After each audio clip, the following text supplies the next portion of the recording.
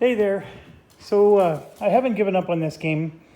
Just got really busy with work and home life stuff.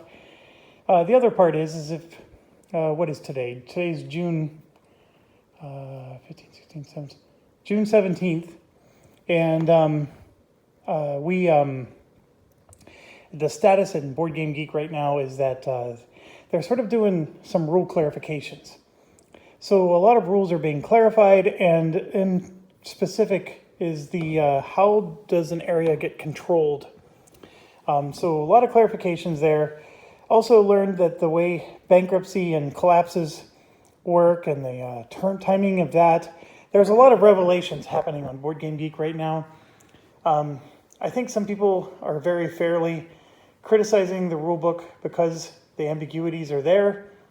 But at the same time, you know, it's not trash. I mean, the rulebook actually, when it does explain something, it's fairly decent. It's just that there's a lot that it doesn't explain. And I think you got like a little bit of an English barrier between the developer and this. And, you know, when you factor in, this is not a big production company. This is a one-person, two-person shop. There's a lot of forgiveness to be had.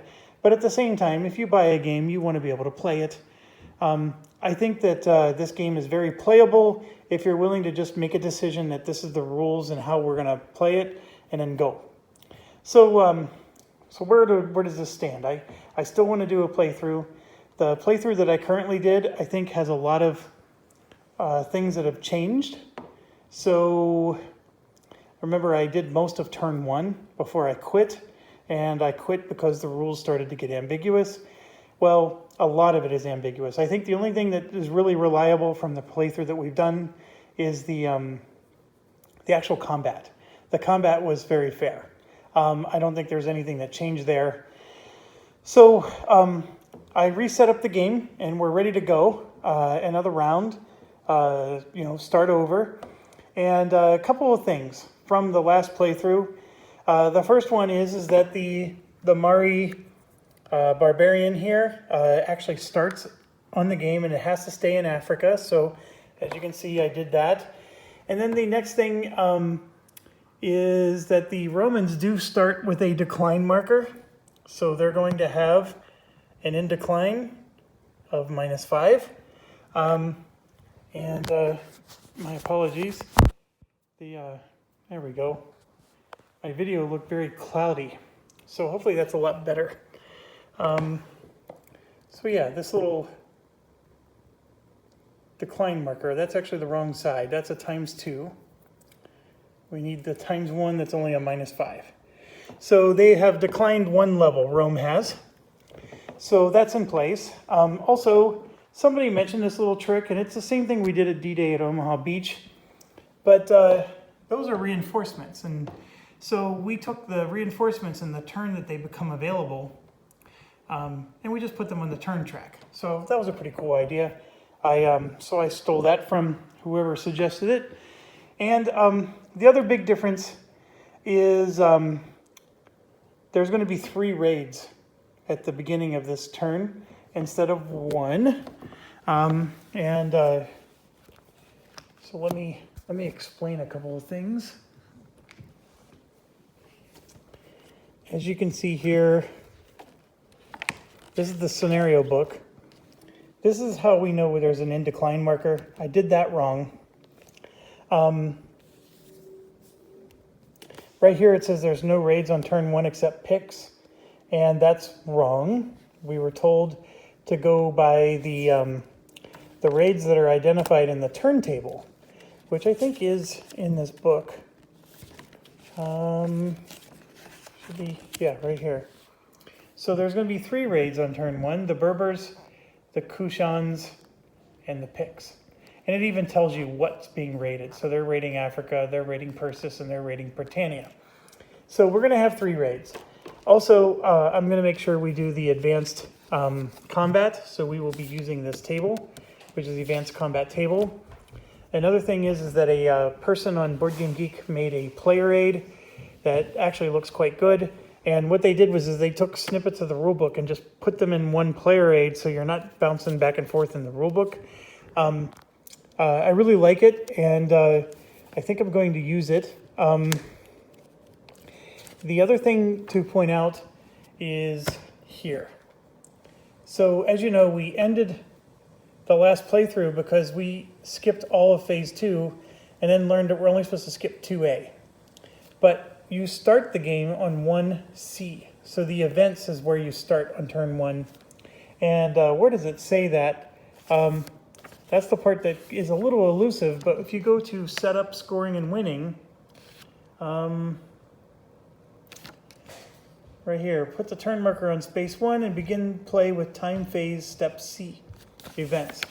So you skip the aging of nations and you skip reinforcements.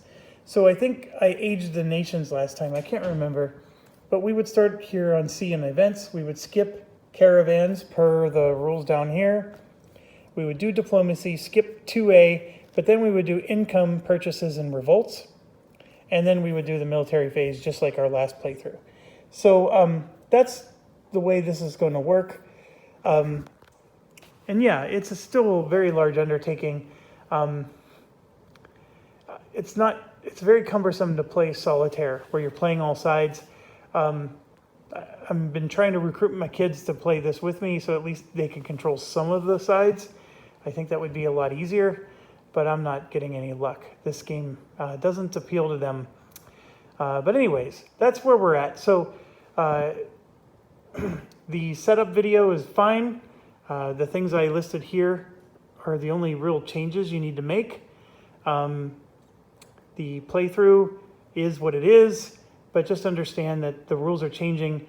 And even if I start playing this tonight, there's a good chance the rules are going to change even more. So the one rule that is still causing me fits is point scoring. And I'll show you in a set here. So with like the Burgundy, for example. So here you can see they score points on every turn. And the designer said that those points score at the end of your turn. So when a nation activates, their stack does movement and then combat, and then there's a campaign, and you see that, and then the nation activation ends, and then you move on to the next nation that's being activated, right? Scoring phase doesn't occur until phase 4. This is all part of phase 3. You go through one nation, then you go through another, and then another. Well, what I understand is that this here, where it says every turn, that scoring is done during the activation step at the very end, okay? Or during, right? Because every time you kill something, you get a point. Now, here you can see it says 3, 6, 9. Well, that's the scoring that's done here every third turn. So you would do those during phase 4, okay? But it gets even more confusing because sometimes you'll have, let's grab the Romans, turn 2, their scoring. Well, that scoring is done at the end of turn 2. When they finish their turn, it's not done here. It's done as part of their turn because that's not the 3, 6, 9 scoring. So it's a little wonky that way. And here you can see they only score up to turn 4. So Romans have all kinds of weird scoring that they do that's different than, normal. The way I understand it is that's how that would work. And we'll give it a go. So beyond the ambiguity of rules and maybe some reclarifications that are going to be coming, because the designer has promised that more clarifications are coming. My only other concern is there's just a lot of onesie-twosie rules in here that are easy to forget. And I'm concerned that I'm going to forget them, but that's the case with every game. So anyways, I didn't want to make this video long. This will be the start of a new campaign. And we're going to, and I forgot, I promised, or I had mentioned, and didn't necessarily promise, that I was going to try to do Into the East or the Before the Invasions, which is, this is the French side of it, but I do have 2 expansion packs for this game. The expansion packs are even more rules on top of the already overwhelming amount of rules. The base game is enough. So I am not mentally ready for the other one. The other recommendation I give is before you play your first game, you really need to study these player aids. There are rules that are custom to each player embedded in all this, and if there's anything I'm going to miss, it's going to be this. This is very involved, the scenarios and the things you get to do. Okay, enough of that. Thanks for watching. As always, stay awesome and stay healthy and safe. I probably won't be able to get my first playthrough going for at least another day or two. I started a new project at work. I know, play the small violins, but it's been kicking my butt. I've been working a lot of extra hours, and I just don't have a lot of time to do fun things like this. So, but it is still on my docket, and the amount of hours I've spent preparing and understanding the rules in this game is more than just about any other game I've ever done a playthrough for, and I'm still concerned. I probably could have figured out combat by now, even with all of its broken rules. Oh, and then one other thing for those of you who like to watch a lot of these videos, I have another coin game. I got Fire in the Lake. It just arrived, so I might be getting that out very soon as well. So thanks for watching. Stay awesome, stay healthy and safe.